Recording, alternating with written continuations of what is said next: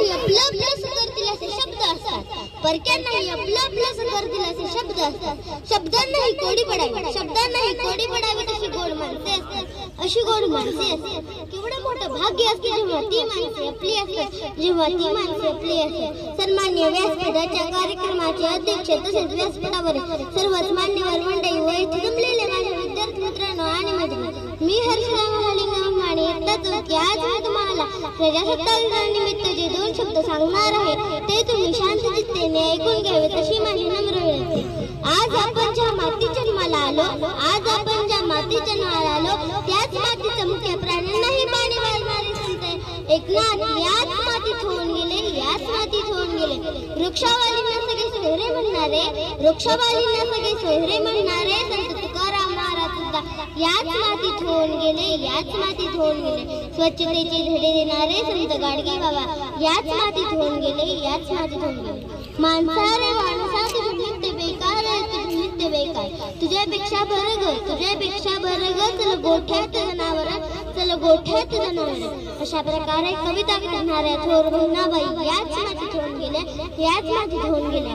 संत कंबीर याच मातीत होऊन गेले, संत कंबीर याच मातीत होऊन गेले. संत गोरा कुंभार याच मातीत होऊन गेले. असे अनेक थोर संत याच मातीत होऊन गेले. त्यांनी आपल्या मातीत सर्व धर्म समभावनाची भावना निर्माण केली व लोकांमध्ये रुजवली, व लोकांमध्ये रुजवली. म्हणून तर इथली बौद्धिक जमीन सुपीक बनली, सुपीक बनली.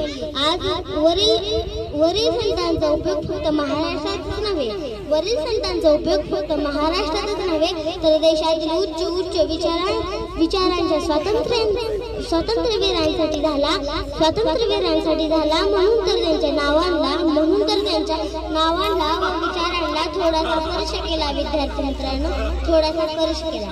विद्यार्थी मित्रांनो, आपला भारत देश 15 ऑगस्ट 1947 साली स्वातंत्र्य झाला. साधारणपणे 150 वर्ष आपला भारत देश इंग्रजांच्या ताब्यात होता. या 150 वर्षात देश लुटला जात होता, जनतेवर अन्याय अत्याचार होत होता, जनतेवर अन्याय अत्याचार होत होता. पण याच शिवरायांच्या भूमीत काही रत्ने जन्माला आली, काही स्वातंत्र्य वीर जन्माला आले आणि स्वातंत्र्याचा अग्निकुंड पेटला, आणि स्वातंत्र्याचा अग्निकुंड पेटला. विद्यार्थी मित्रांनो, आपला भारत देश स्वतंत्र झाल्यानंतर आपण लोकशाही स्वीकारली ती 26 जानेवारी 1950 रोजी, 26 जानेवारी 1950 रोजी. लोकशाही म्हणजे लोकांची चालवलेलं राज्य, लोकशाही म्हणजे लोकांची चालवलेलं राज्य. लोकशाहीत प्रत्येकाच्या मताला किंमत असते, लोकशाहीत प्रत्येकाच्या मताला किंमत असते. आज एका मतामुळे भारतीय सरकार पडल्याची कितीतरी उदाहरणे आपल्या समोर आहेत. म्हणजेच प्रत्येकाच्या मताला किंमत आली, म्हणजेच प्रत्येकाच्या मताला किंमत आली, म्हणजेच सामान्य जनतेच्या हातात सत्ता आली, म्हणजेच सामान्य जनतेच्या हातात सत्ता आली, म्हणजे सामान्य जनतेच्या हातात सत्ता आली. पुढील काळापासून आपल्याला काही संकल्प करणे गरजेचे आहे. ते म्हणजे या देशातील भ्रष्टाचार मुक्त करण्याचे, या देशातील गरिबी पूर्णपणे हटवण्याचे आपण संकल्प करूया, आपण संकल्प करूया.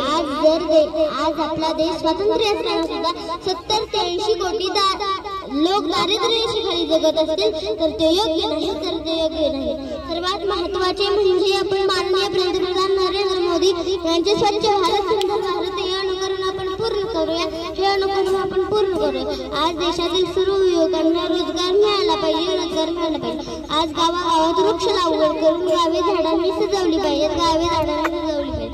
आज देशाच्या व देशाचे सीमेचे रक्षण करणाऱ्या वीर जवान सैनिक यांना योग्य तो सन्मान मिळाला पाहिजे. एवढे बोलून मी माझे काही 2 शब्द संपवते.